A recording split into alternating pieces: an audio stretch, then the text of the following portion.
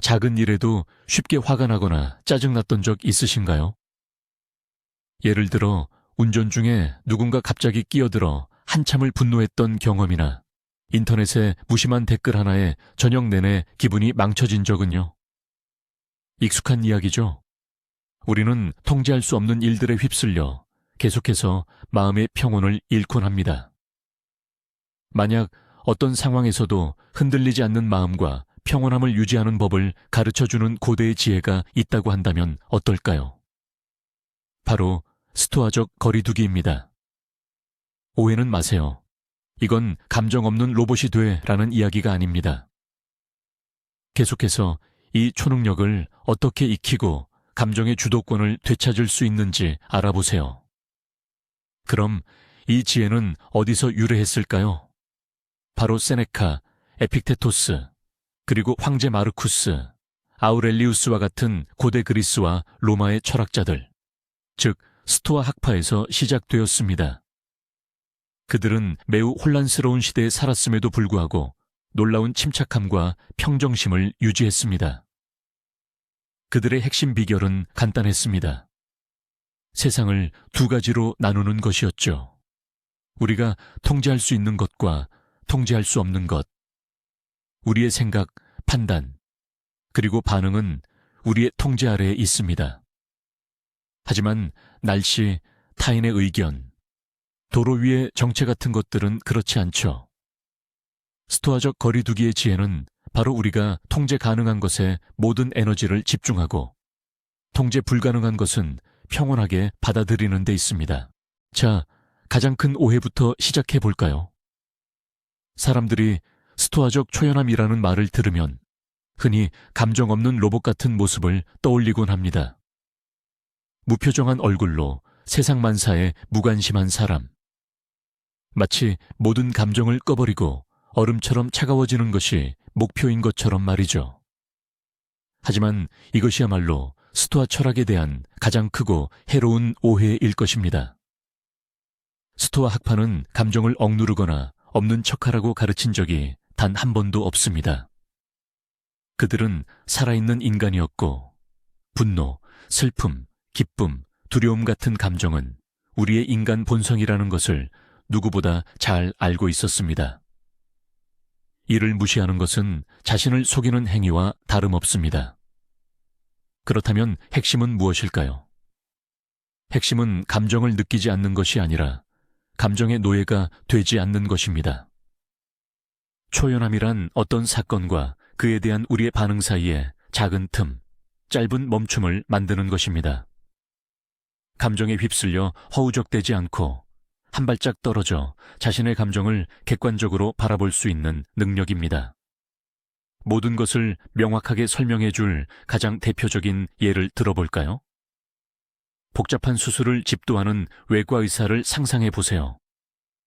환자가 살든 죽든 그에게는 아무 상관없을까요?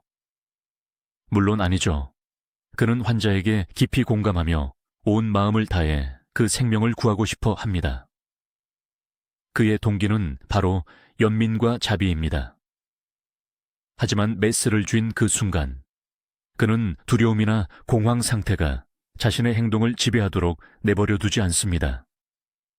그는 감정의 폭풍에서 초연하여 정신은 맑고 손은 흔들림 없도록 유지합니다. 그는 감정을 느끼지만 그 감정이 업무를 방해하도록 허용하지 않습니다. 이것이야말로 진정한 스토아적 초연함입니다. 이것은 무관심이 아니라 전문가적인 마음의 평정입니다. 충동에 굴복하는 것이 아니라 이성적인 선택인 것입니다. 그리고 바로 이 초능력을 우리는 우리 자신 안에서 키워나갈 수 있습니다. 어떻게 하면 이것을 배울 수 있을까요? 내면의 평온을 향한 여정을 어디서부터 시작해야 할까요? 모든 것은 하나의 단순하지만 강력한 원칙에서 시작됩니다. 스토아 철학자들은 이것을 통제의 이분법이라고 불렀습니다. 학술적인 용어처럼 들리지만 사실은 아주 간단합니다. 세상의 모든 사건과 현상을 두 개의 가상의 바구니에 담을 수 있다고 상상해 보세요. 첫 번째 작은 바구니에는 우리가 온전히 통제할 수 있는 것들을 담습니다. 무엇이 있을까요? 우리의 생각, 판단과 평가, 내린 결정, 그리고 일어나는 일들에 대한 우리의 반응입니다. 본질적으로 이것은 우리의 내면 세계 전체를 의미합니다. 스토아 철학자들에 따르면 우리는 오직 이 바구니에만 우리의 에너지와 주의를 기울여야 합니다.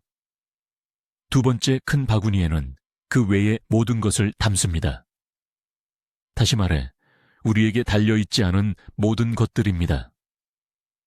창밖의 날씨, 도로 정체, 우리에 대한 다른 사람들의 의견, 그들의 말과 행동, 이미 바꿀 수 없는 과거, 심지어 우리의 많은 노력에 대한 최종 결과까지도 말이죠.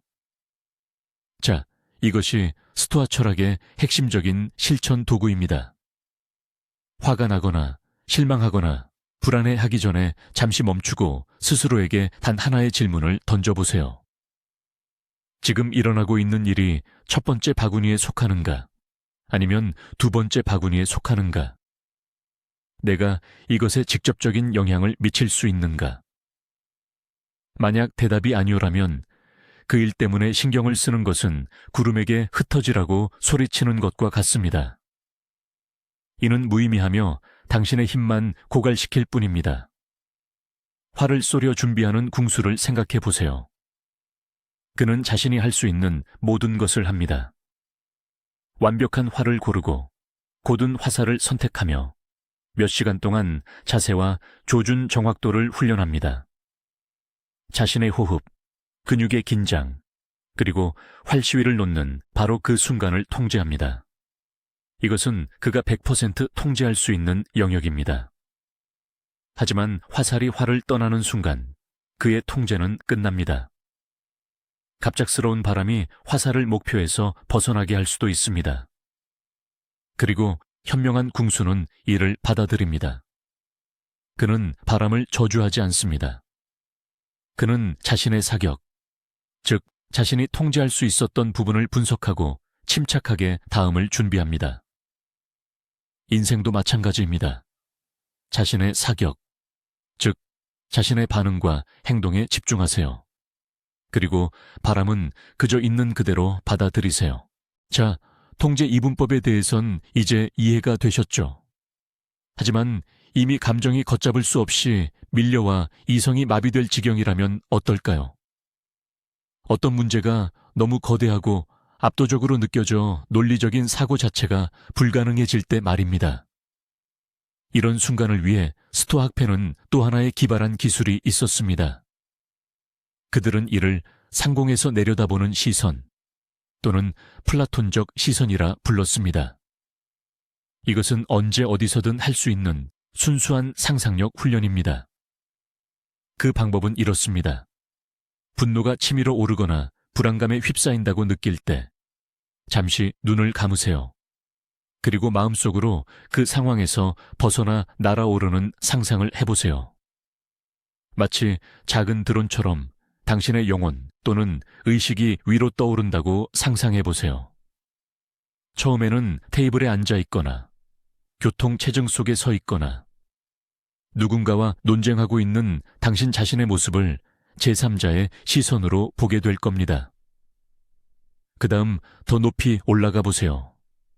당신의 방, 그리고 집 전체, 거리를 보게 됩니다. 계속해서 올라가세요. 이제 당신의 동네 전체가 보이고 곧이어 도시 전체가 한눈에 들어올 겁니다. 수백만 명의 사람들, 수백만 개의 삶, 각자의 걱정과 문제들을 안고 살아가는 모습이 보입니다. 하지만 멈추지 마세요. 더 높이 날아오르세요. 이제 당신의 나라 전체가, 그리고 구름에 둘러싸인 대륙이 보입니다. 그리고 마침내 우리의 행성 전체를 보게 됩니다. 무한하고 검은 우주의 고요함 속에서 외로이 떠다니는 작고 푸른 흰색 구슬이요. 이제 이 우주적인 높이에서 당신의 문제에 대해 다시 생각해 보세요. 인터넷에 그 날카로운 댓글에 대해서요. 지하철에서 누군가 당신을 밀쳤던 일에 대해서요. 그 사소한 말다툼에 대해서요. 이런 엄청난 규모에서 영원과 무한한 우주를 배경으로 볼 때 그 문제가 과연 얼마나 중요한가요? 얼마나 의미가 있을까요? 대부분의 경우 답은 거의 아무것도 아니다일 겁니다. 이 상공에서 내려다보는 시선은 당신의 감정을 폄하하는 것이 아닙니다. 단지 사물의 본래의 실제적 규모를 되돌려줄 뿐입니다. 이는 내면의 폭풍을 잠재우고 스스로에게 그래, 진정해. 세상이 끝나는 것도 아니잖아. 작은 행성에서 벌어진 사소한 일일 뿐이야. 라고 말할 수 있게 해주는 그 구원적인 거리를 제공합니다. 스토아 철학자들의 방법 중에서도 어쩌면 가장 역설적이지만 놀랍도록 효과적인 한 가지를 더 이야기해볼까 합니다. 라틴어로는 프레메디타시오 말로룸이라고 불리는데 직역하면 악의 예비 숙고 또는 불행에 대한 사전 숙고 정도로 해석할 수 있습니다. 꽤 음울하게 들리죠. 비관주의와 불안으로 향하는 길처럼 느껴질 수도 있습니다. 왜 굳이 안 좋은 일을 미리 생각해야 할까요? 우리는 오히려 그런 생각에서 벗어나려 노력하는데 말이죠. 하지만 스토아 철학이 늘 그렇듯 여기에는 교묘한 비결이 숨어 있습니다. 이 수련의 목적은 미리 좌절하거나 끊임없는 두려움 속에 사는 것이 아닙니다. 불행을 익숙하게 만드는 데 있습니다. 불행이 주는 충격과 갑작스러움을 무력화시키는 것이죠. 실제로는 이렇게 작동합니다. 매일 아침이나 저녁에 단 몇 분만 시간을 내어 오늘이나 내일 무슨 일이 잘못될 수 있는지 차분하게 상상해 보세요. 이때 중요한 건 패닉에 빠지지 않고 마치 관찰자처럼 바라보는 것입니다. 예를 들면 오늘 출근길에 차가 막혀 지각할 수도 있어. 중요한 업무 중에 컴퓨터가 멈출 수도 있어. 만나기로 한 사람이 약속을 취소할 수도 있어. 부당한 비판을 들을 수도 있어. 이런 시나리오들을 머릿속으로 그려보면 두 가지 아주 중요한 일을 하게 됩니다. 첫째, 마음속으로 플랜 B를 준비하게 됩니다. 차가 막히면 어떻게 할까? 오디오북을 듣거나 부모님께 전화해야지. 컴퓨터가 멈추면 침착하게 다시 시작하면 돼. 5분 전에 문서 저장해뒀으니까.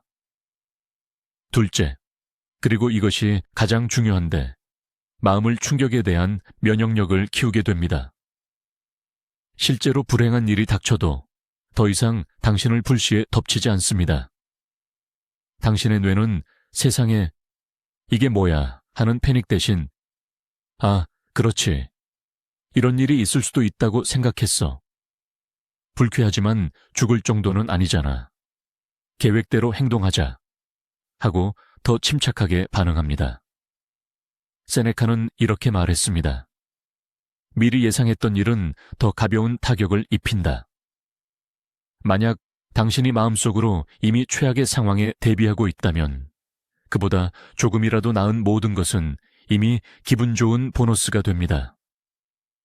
이처럼 프레메디타시오 말로룸은 고통을 위한 도구가 아니라 고통에 맞서는 강력한 갑옷입니다. 하지만 여기서 가장 중요하고 놀라운 전환점이 숨어 있습니다. 스토아적 초연함은 삶에서 도피하거나 숨는 방법이 아닙니다. 오히려 그 반대입니다. 삶의 진정으로 깊이 몰입하는 방식이죠. 모든 사소한 일에 감정적으로 휘둘리지 않게 되면 엄청난 양의 에너지가 생겨납니다. 그 에너지를 여러분의 목표, 소중한 사람들, 그리고 자기 개발과 같이 정말 중요한 것에 쏟을 수 있습니다. 외부 사건에 이리저리 휘둘리는 꼭두각시가 아닌 이제 여러분은 자신의 배의 선장이 되는 겁니다. 주변에 폭풍이 몰아치고 거친 파도가 배를 때려도 당신의 손은 키에 단단히 잡혀 있습니다. 당신은 목표를 분명히 보고 파도 하나하나에 흔들리지 않고 침착하게 배를 그곳으로 이끌어 갑니다. 초연함은 삶에서 멀어지는 것이 아닙니다. 오히려 혼돈에 휩쓸리는 것을 멈추는 것이죠. 결국 스토아적 초연함은 당신과 세상 사이에 장벽을 세우는 것이 아닙니다. 이것은 진정으로 중요한 것만 받아들이고 모든 감정적인 소음은 걸러내는 필터와 같습니다. 이것은 더 의식적으로, 평온하게, 그리고 놀랍게도 더 행복하게 살아갈 수 있도록 돕는 기술입니다.